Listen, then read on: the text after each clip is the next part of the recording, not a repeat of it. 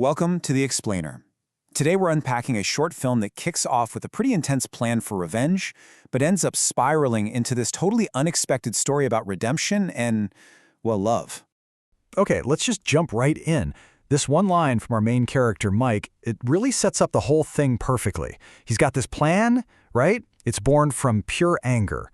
But life, it has something completely different waiting for him.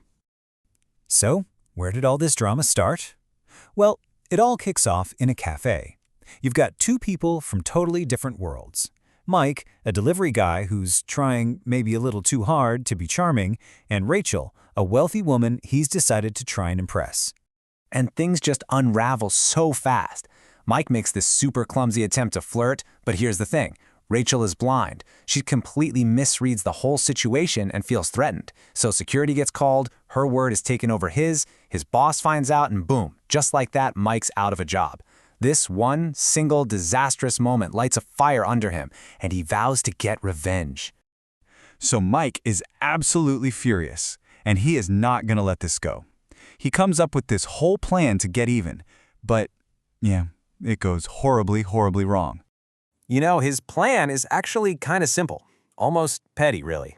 He pretends to be a plumber, gets into her apartment, and his big idea is to break a pipe and just leave her with a huge soggy mess to deal with. The goal? To make this arrogant rich girl regret what she did. And this is where we see this just catastrophic gap between what he intended and what actually happened. While she's trying to get away from the flooding bathroom, Rachel slips and she badly breaks her arm.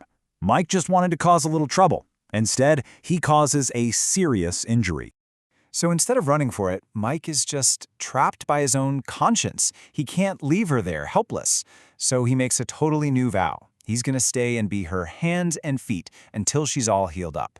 And this forces these two people who pretty much despise each other to live together. It's tense for sure, but also kind of funny, especially when she asks for a bagel for breakfast and he brings her a beagle.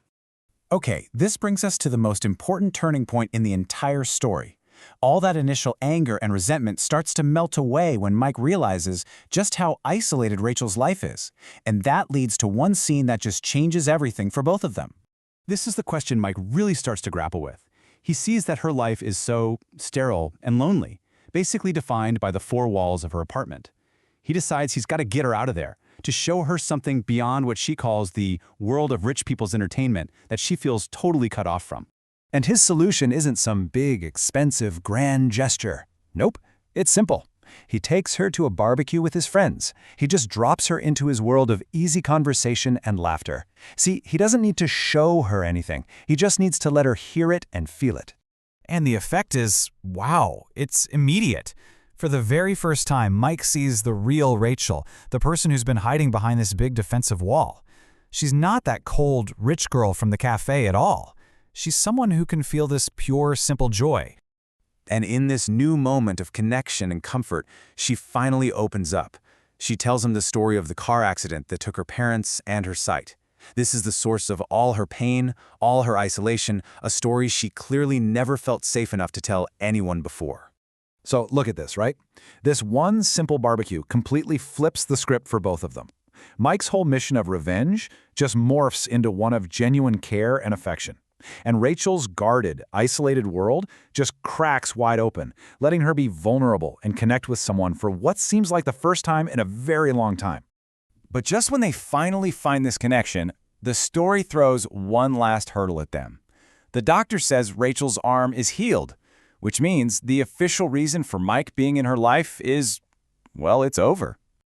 So despite everything that's happened, all of Mike's old insecurities just come rushing back. He looks at himself and just sees a delivery guy, someone who has no place in her world. And he decides the only right thing he can do for her is to just walk away. But Rachel, she's not the same person she was at the beginning of this story. She refuses to let him go, and that leads to the film's incredibly powerful ending.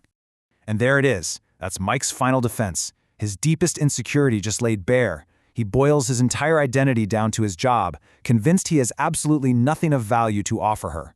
But Rachel's response, it just completely reframes their entire relationship. She tells him that his value was never about being her caretaker, about being her hands. By bringing her into his world, by letting her experience real joy, he became her eyes. He allowed her to see a life that she never, ever thought was possible for her. And that leaves us with this beautiful, central theme of this story. True connection isn't about what we see or the jobs we have or how much money's in our bank account. It's about what we make each other feel. Love, as this story argues, can truly, genuinely be felt, even in complete darkness.